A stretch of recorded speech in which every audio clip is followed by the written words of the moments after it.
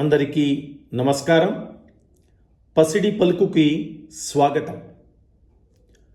ఈ ఫోటోలో ఉన్న వ్యక్తిని గుర్తుపట్టగలరా? పోనీ ఈ ఇద్దరిని కలిపి గుర్తుపట్టే ప్రయత్నం చేయగలరా? కర్ణాటక ప్రజలకి వీరిని గుర్తుపట్టే అవకాశం ఉంది. ఈ ఫోటోలో ఎవరు ఉన్నారో చెప్తారా? పోనీ ఈ ఇద్దరిని కలిపి గుర్తుపట్టే ప్రయత్నం చేస్తారా? రాజస్థాన్ ప్రజలు వీరిని గుర్తుపట్టేటువంటి అవకాశం ఉంది. ఈయనెవరో గుర్తొచ్చిందా? ఆంధ్రప్రదేశ్ మరియు తెలంగాణ ప్రజలు ఈయనని గుర్తుపట్టే అవకాశం ఉంది. వీరి గురించి మనం ఈరోజు ఎందుకు మాట్లాడుకుంటున్నాం? ఎందుకు అంటే ఓటు విలువ వీరికన్నా ఇంకా ఎవరికీ ఎక్కువగా తెలియదు. అందులోనూ ప్రతి ఓటు యొక్క విలువ, ఒక్కొక్క ఓటు యొక్క విలువ వీరికి తెలిసినట్టుగా మరెవ్వరికీ తెలియదు. ఈ ఫోటోలో ఎడమ చేతి వైపు ఉన్నవారు ఏఆర్ కృష్ణమూర్తి, కుడి చేతి వైపు ఉన్నవారు ధ్రువనారాయణ. వీరిద్దరూ కూడా 2004లో కర్ణాటకలోని సంతెమారహళ్ళి అనే శాసనసభ నియోజకవర్గం నుంచి పోటీ చేశారు. AR Krishnamurthy Janata Dal secular party తరఫున, ధ్రువనారాయణ్ కాంగ్రెస్ తరఫున పోటీ చేశారు. ఏఆర్ కృష్ణమూర్తి ఈ ఎన్నికలలో ఓడిపోయారు. ఆయన ఓడిపోయింది ఒకే ఒక్క ఓటు తేడాతో. ధ్రువనారాయణ్ గెలిచారు. ఆయన గెలిచింది ఒకే ఒక్క ఓటు మెజారిటీతో. ఇక్కడ ఆశ్చర్యం కలిగించే విషయం ఏంటంటే ఏఆర్ కృష్ణమూర్తి తన డ్రైవర్ని సమయం లేక ఓటు వేయడానికి కూడా పంపలేకపోయారట. ఆ డ్రైవర్ కనుక ఓటు వేసి ఉంటే ఈ ఎన్నిక టై అయి ఉండేది. ఇప్పుడు అర్థమైంది కదా ఓటు యొక్క విలువ ఎంత ఉందో. వీరిలో ఎడమవైపు ఉన్నవారు సిపి జోషి, కుడివైపున ఉన్నవారు కళ్యాణ్ సింగ్ చౌహాన్. 2008లో రాజస్థాన్లోని నాథ్ద్వారా అసెంబ్లీ నియోజకవర్గం నుండి సిపి జోషి కాంగ్రెస్ పార్టీ నుండి, కళ్యాణ్ సింగ్ చౌహాన్ బీజేపీ నుండి పోటీ చేశారు. సిపి జోషి ఒకే ఒక్క ఓటుతో ఓడిపోయారు. కళ్యాణ్ సింగ్ చౌహాన్ ఒకే ఒక్క ఓటు ఆధిక్యంతో ఆ ఎన్నికల్లో గెలిచారు.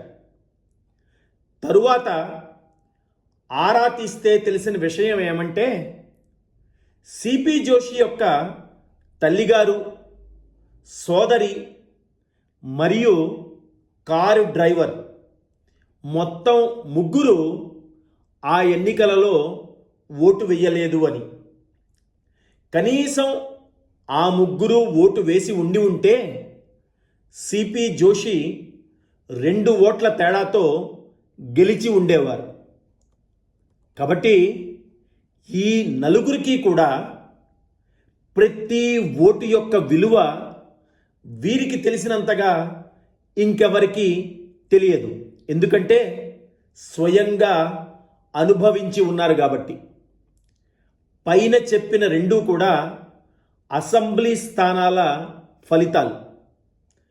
ఇలాంటి విషయమే పార్లమెంటు ఎన్నికల్లో కూడా జరిగింది.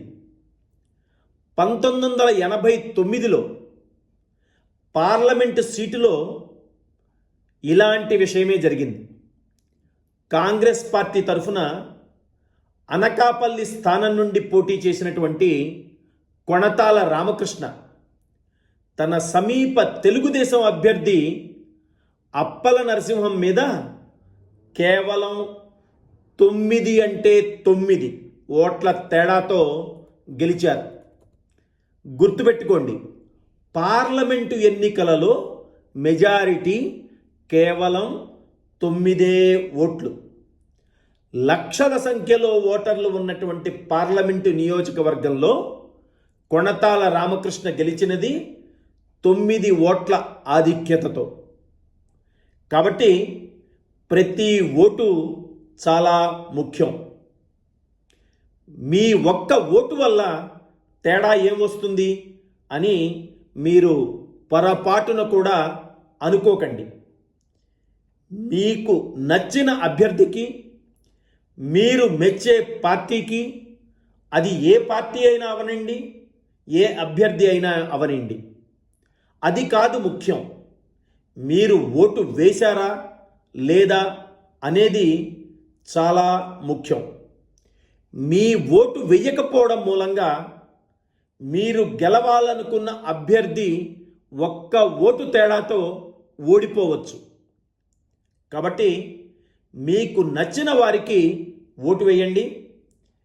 మీకు ఎవరు నచ్చలేదు అని అనుకుంటే ఎలాగూ నోటా ఉంది, ఆ బటన్ని నొక్కండి. కానీ ఓటు మాత్రం తప్పకుండా వేయండి.